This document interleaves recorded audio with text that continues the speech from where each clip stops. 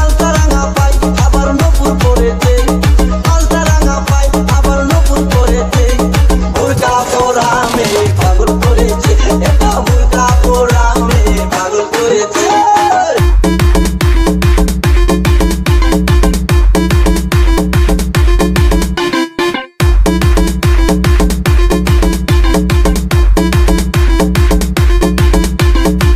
চোখেতে চশমা হাতে কাচের চুরি, বয়সটাই অনুমানে 19 কি 20।